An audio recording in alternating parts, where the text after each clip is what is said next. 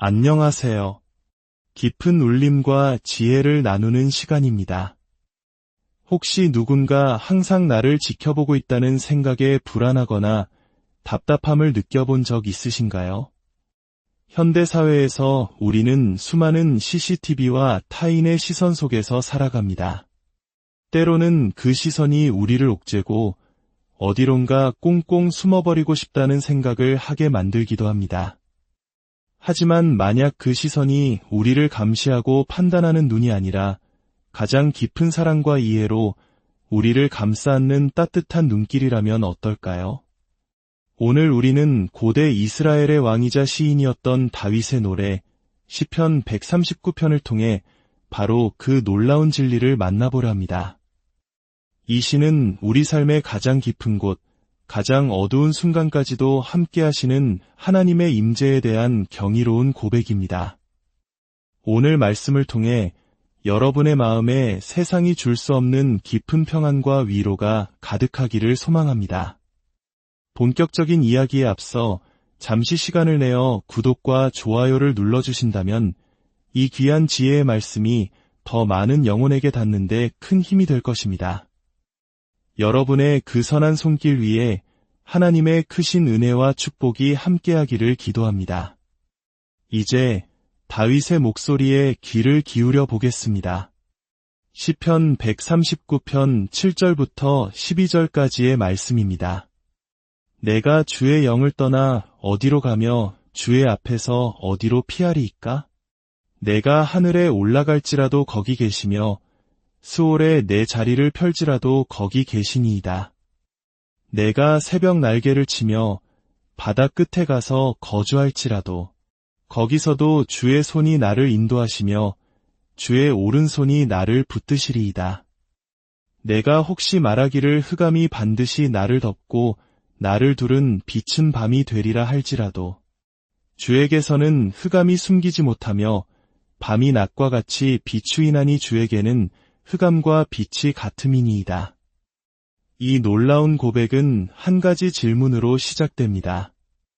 내가 주의 영을 떠나 어디로 가며 주의 앞에서 어디로 피하리이까?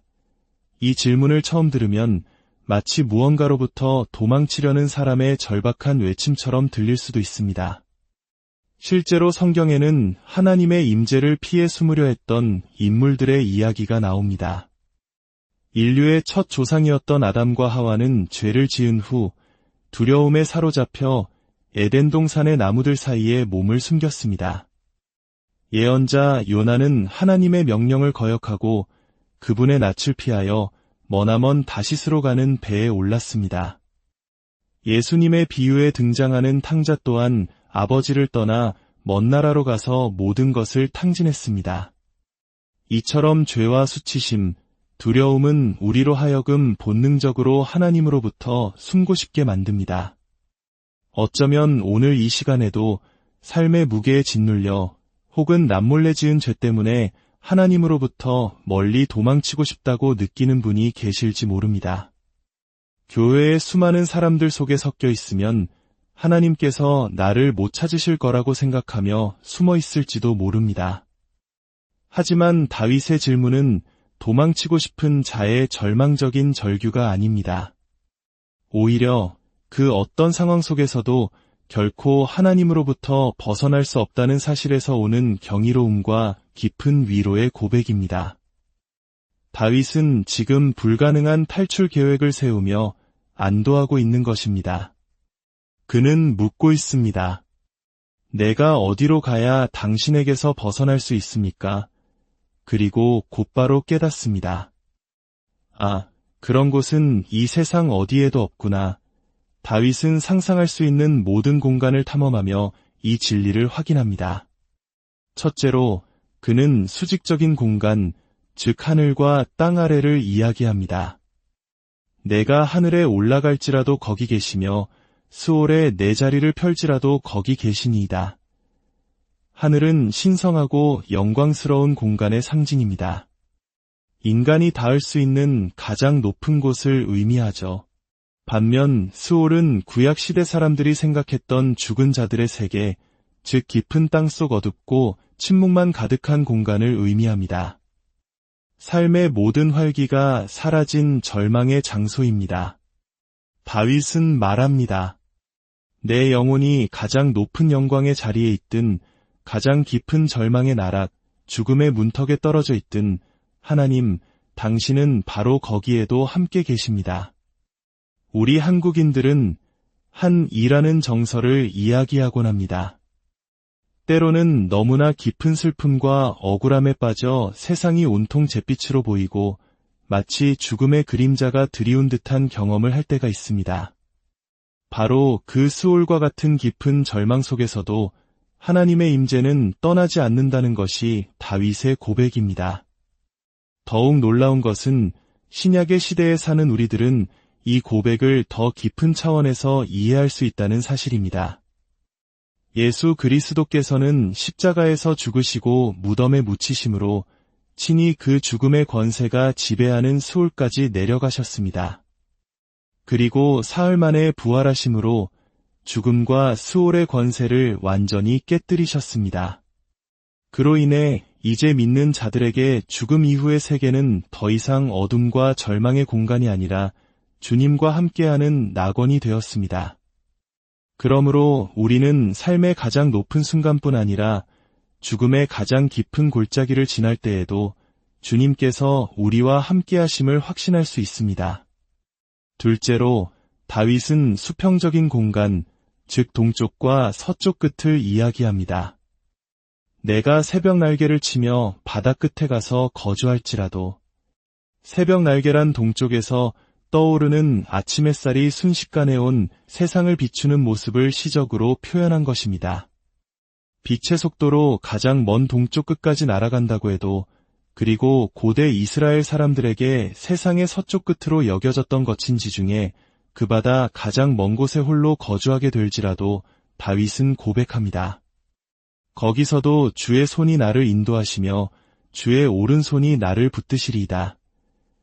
인생이라는 망망대해에서 길을 잃고 표류하는 것 같은 기분이 들 때가 있습니다.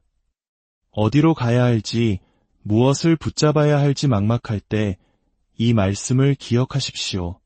우리가 세상 어느 곳에 있든지 가장 외딴 곳에 홀로 남겨진 것 같을 때에도 하나님의 강한 손은 우리를 인도하시고 그분의 능력 있는 오른손은 우리를 굳게 붙들고 계십니다.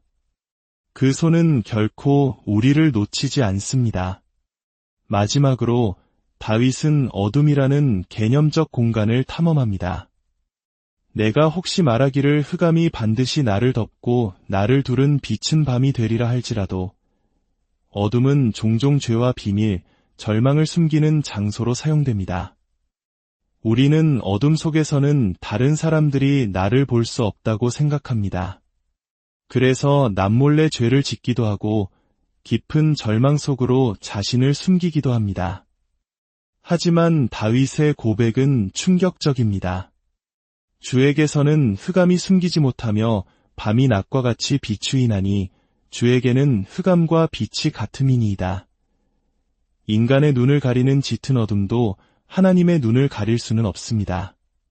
그분의 시선은 우리의 가장 깊은 어둠, 가장 은밀한 비밀까지도 꿰뚫어 보십니다. 이것은 우리를 두렵게 하기 위함이 아닙니다.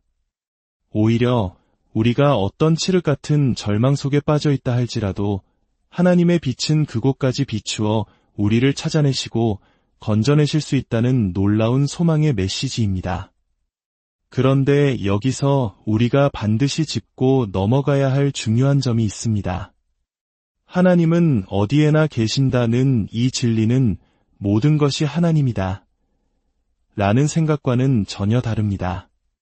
현대 사회에는 자연 속에 신성한 힘이 깃들어 있고 우리 내면의 가장 깊은 곳을 탐구하면 신을 만날 수 있다는 식의 사상이 널리 퍼져 있습니다. 이를 범신론이라고 합니다. 즉, 하나님과 자연, 그리고 인간이 하나라는 생각입니다. 그러나 성경이 말하는 진리는 이것과 다릅니다.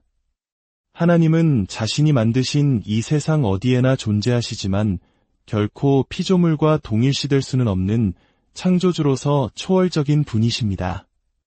산과 바다, 나무와 꽃은 하나님의 솜씨를 보여주는 아름다운 작품이지만 그것들이 하나님 자체는 아닙니다. 마찬가지로 우리 자신 안에서 깊은 성찰을 통해 하나님을 찾으려 할 때 우리는 신성한 존재를 발견하는 것이 아니라 죄로 인해 하나님과 단절된 연약하고 부족한 자신을 발견하게 될 뿐입니다. 우리와 하나님 사이에는 우리의 힘으로는 결코 넘을 수 없는 보이지 않는 경계가 있습니다. 그렇다면 어떻게 우리는 이 초월적인 하나님을 만날 수 있을까요? 바로 하나님께서 친히 그 경계를 넘어 우리에게 오셨기 때문입니다. 그분이 바로 예수 그리스도이십니다. 하나님이신 그분께서 인간의 몸을 입고 이 땅에 오셔서 우리와 함께 사셨고 우리의 죄를 대신해 십자가에서 죽으시고 부활하심으로 하나님께로 나아갈 수 있는 유일한 길을 열어주셨습니다.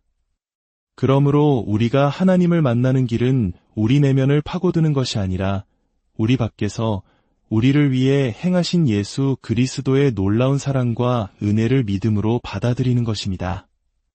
사랑하는 여러분, 오늘 다윗의 고백을 통해 우리는 놀라운 진리를 다시 한번 확인했습니다. 하나님은 우리를 너무나 잘 아시고 우리가 어디에 있든지 항상 우리와 함께 계십니다. 그분의 임재는 우리를 억압하는 감시가 아니라 우리를 지키고 인도하는 가장 안전한 피난처입니다. 당신이 지금 삶의 어떤 자리에 있든 어떤 깊은 어둠 속에 있든 기억하십시오. 당신은 결코 혼자가 아닙니다. 당신이 하늘 높은 곳에 있든 수월 깊은 곳에 있든 세상 동쪽 끝이나 서쪽 끝에 있든 칠흑 같은 어둠 속에 있든 바로 그곳에 하나님의 강한 손이 당신을 붙들고 계십니다. 이 진리 안에서 참된 자유와 평안을 누리시기를 바랍니다. 더 이상 숨으려 하지 마십시오. 더 이상 두려워하지 마십시오. 오히려 다윗처럼 이렇게 고백하십시오. 하나님, 당신이 나를 아시고 나와 함께 하시니 이것이 내게 가장 큰 위로요 힘입니다. 주님의 깊은 평안이 여러분의 삶에 강물처럼 흐르기를, 그리고 그분의 변함없는 사랑이 여러분의 모든 길을 비추는 밝은 등불이 되기를 간절히 기도합니다. 지금까지 함께 해주셔서